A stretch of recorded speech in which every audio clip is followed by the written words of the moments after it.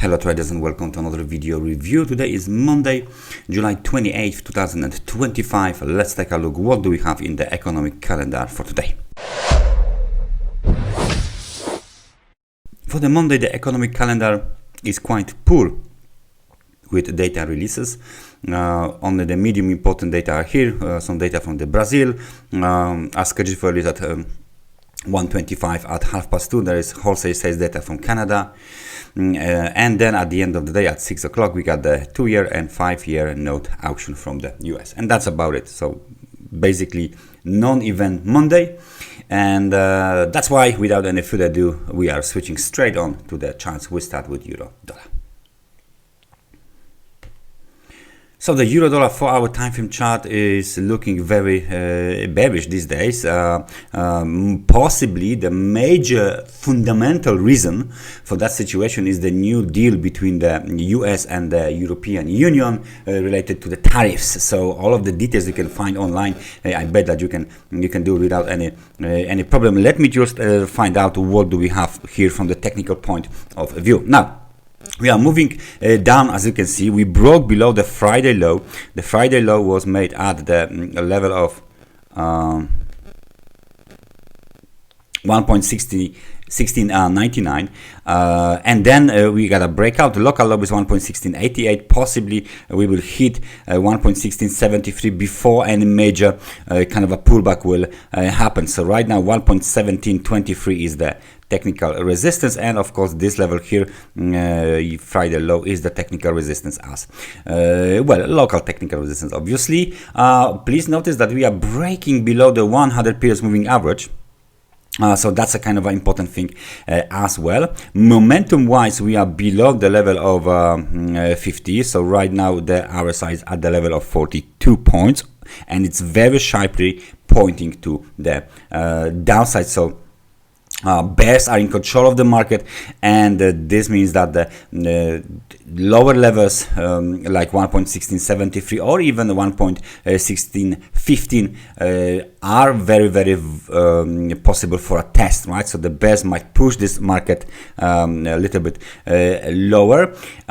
We can of course apply the Fibonacci retracement, but it looks like this technical support is very close to the 50% Fibonacci retracement. So right now it doesn't actually make that much sense to do it, because we will find almost the same levels. Now let's see how this line, how this candle will close in the end of the 4 days, 4 hours, sorry. So we can see what is the current pressure on the euro. If we take a look at the British pound and we see the same situation, no, it's different. This is 4-hour time frame chart of the British pound, the cable, and now there is a movement to the downside towards the level of 30, and the market wants to move lower. As you can see, we almost hit the extremely oversold conditions. So now those two levels are the technical resistance levels. So this is 1.3461, 1.3474. Right, so those are the nearest technical resistance levels. The market is under the bearish pressure, so it looks like we might have some kind of a let's say support or kind of a reaction, bullish reaction, when we hit the level of 1.3364, which is the low of the July 16th. All right, so we got the major movement to the downside. This is the pullback. It looks like 50% Fibonacci retracement from this downside movement has been hit, and now we continue to the downside. This technical line, the trend line, is no longer needed, and this technical line is no longer needed as well, because market doesn't actually pays any respect to it. So British pound under the pressure, but not as much as euro, possibly because of the tariffs. And US dollar versus the Japanese yen, completely different situation. After retracing 50%, almost to the pip, we got bullish engulfing and movement to the upside. So we got, this is the major swing to the upside, correction or a pullback towards 50% Fibonacci level, bullish engulfing, movement to the upside, classical setup, classical price action. Now let me just remove the Fibonacci because we don't need it that much. We broke above this technical level. Now it will be support 147.19.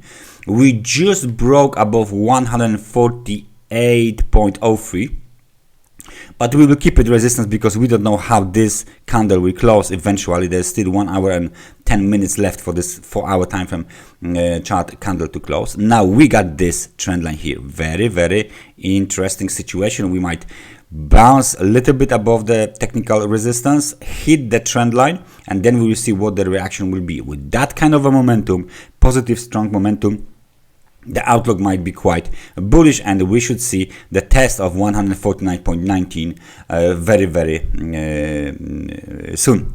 Right, so US dollar versus the Japanese yen looks bullish as well. We might even take this level here towards the low. 145.87 is the level that separates the bullish market from the bearish market. Right now, outlook is positive. Outlook is to the upside. What is gold doing these days? Not much.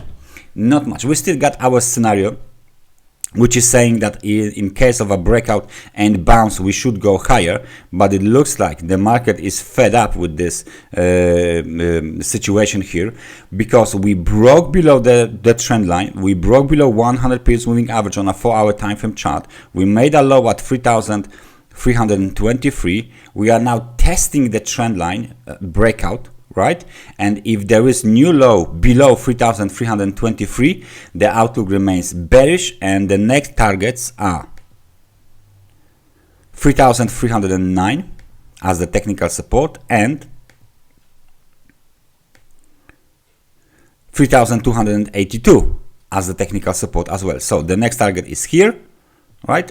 This is the nearest target, the next target, and of course, obviously, if we break below, the other one is located here. So the outlook remains bearish. One of these targets should be hit. Now, if there is any change in this scenario in form of the movement to the upside, first we need to break above the 100 periods moving average back, and then test at least 3,374 to invalidate this scenario, downside scenario.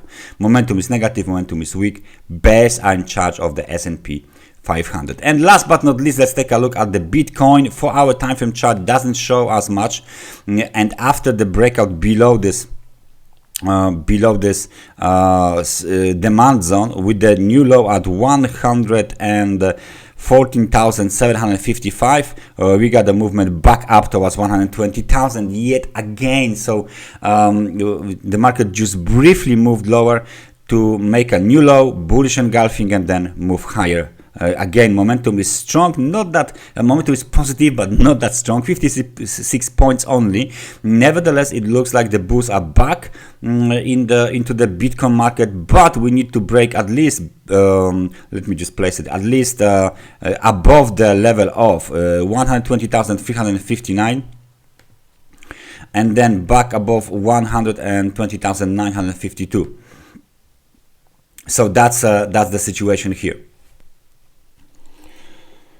Right, so this is it. This is it. Situation on Bitcoin. Yes, that's about it. That's the situation. Let's take a look at the Ethereum as well, because this market is quite interesting these days. Ethereum made a new local high, 3,938, eventually targeting the $4,000 level. Momentum is still very, very big, very, very positive. And as we expected, we got this movement to the downside, so it's kind of a correction pullback.